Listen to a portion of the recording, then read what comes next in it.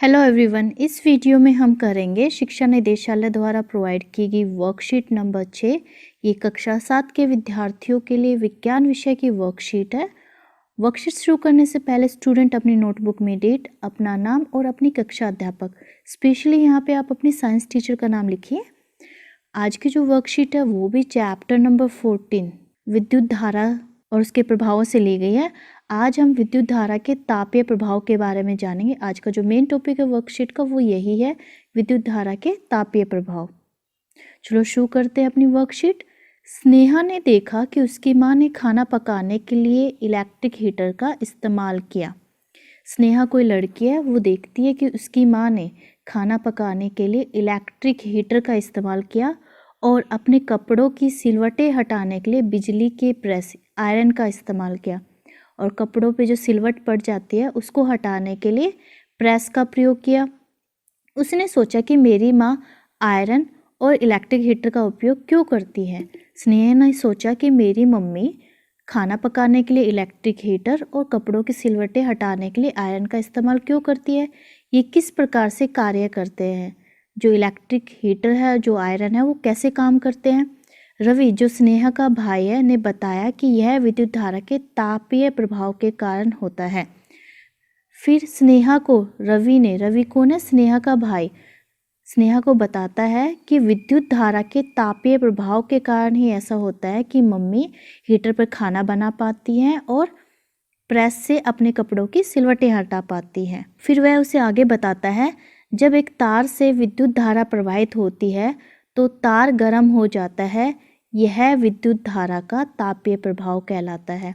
फिर रवि डिटेल में स्नेहा को बताता है कि जब किसी तार से विद्युत धारा प्रवाहित होती है, यानी कि जब उसमें से विद्युत प्रवाहित होती है, चलती है, तो उस विद्युत धारा के कारण जो तार है वो गर्म हो जाता है और इसी को हम विद्युत धारा का तापीय प्रभाव कहते हैं।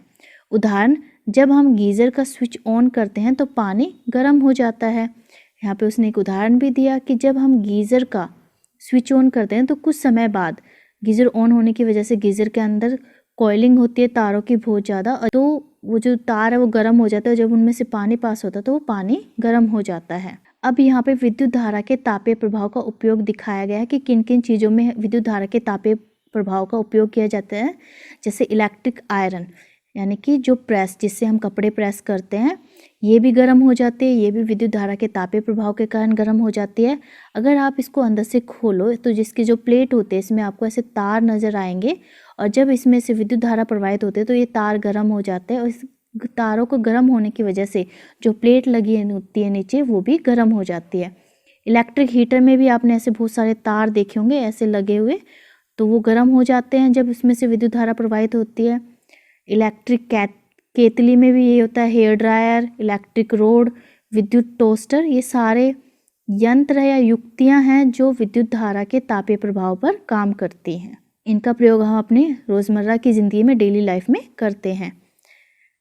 अब यहाँ पे विद्युत धारा के तापीय प्रभाव के कुछ और उपयोग भी बताए गए हैं। चलो पढ़ते हैं इन्हें भी। कुछ विशेष पदार्थों के बने तारों से जब अधिक विद्युत धारा प्रवाहित होती है तब वे शीघ्र ही पिघलकर टूट जाते हैं। इन तारों का उपयोग विद्युत फ्यूज़ बनाने में किया जाता है। कई बार क्या होता है कि कुछ विशेष पदार्थों से जो तार बने होते हैं और जब उनमें से अधिक विद्युत धारा प्रवाहित होती है तब ये तार शीघ्र ही पिघल जाते हैं और टूट जाते हैं। इस प्रकार के तारों का उपयोग जो विशेष पदार्थों से बने होते हैं, इन तारों का उपयोग विद्युत फ्यूज़ बनाने के लिए करते हैं। अब विद्युत फ्यूज़ क्या होता है? विद्युत फ्यूज़ एक सुरक्षा युक्ति है जो विद्युत परिपथ की क्षति तथा संभावित आग के प्रति सुरक्षा प्रदान करता है।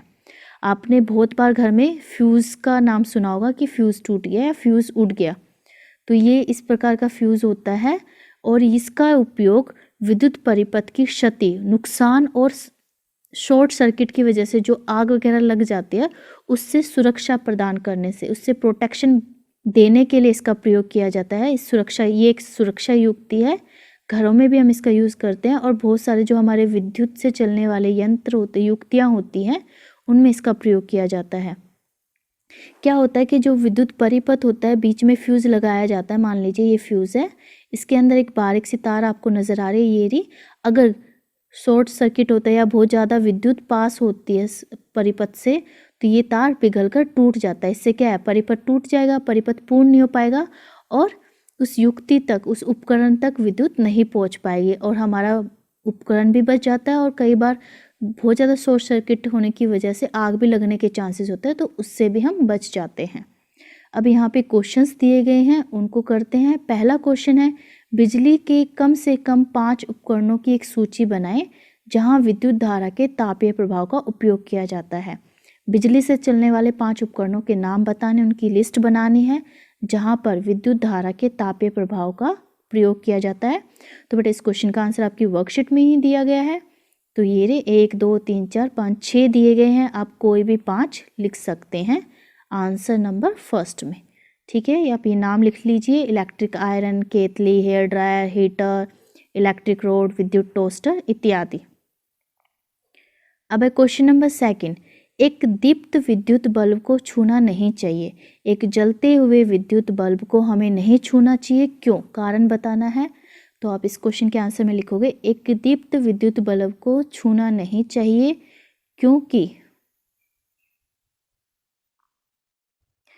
क्योंकि फिर मैं यहाँ पे लिख देती हूँ, विद्युत धारा के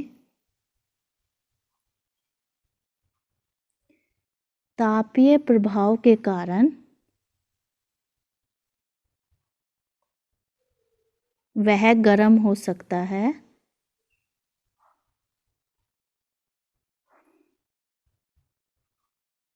और हमारा हाथ जल सकता है और हमें नुकसान पहुंचा सकता है। नुकसान कैसे पहुंचेगा, हमारा हाथ जल सकता है।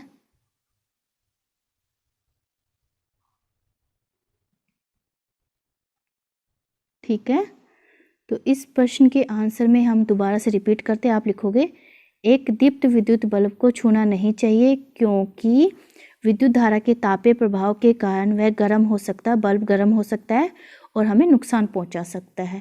तो ये लिखना था बेटा इस क्वेश्चन के आंसर में। ठीक है, आप वीडियो पॉज करके लिख लेना आराम से। अब देखते हैं आगे। लास्ट क्वेश्चन है, एक विद्युत फ्यूज से आप क्या समझते हैं। विद्युत फ्यूज से आप क्या समझते हैं, हमें परिभाषा बतानी है। तो इसका तो डायरेक्ट आंसर यहीं पे दिया गया है, ये है इस क्वेश्चन का आंसर, आंसर नंबर 3। विद्युत फ्यूज एक सुरक्षा युक्त है जो विद्युत परिपथ की क्षति तथा संभावित आग के प्रति सुरक्षा प्रदान करता है। ये हो गया आंसर नंबर 3। सो बेटा इस वर्कशीट में इतना ही दिया गया था आपका सब्जेक्ट रिलेटेड। आगे यहाँ पे आपको कोविड के संदर्भ में उचित व्यवहार संबंधी एक संदेश दिया गया है। नियमित रूप से अपने हाथों को साबुन और पानी से धोइए। कोविड से बचने के लिए हमें नियमित रूप से यानी कि रेगुलरली अपने हाथों को साबुन और पानी से धोते रहना चाहिए। So thanks for watching this video. Please like, share and subscribe my channel. Thank you.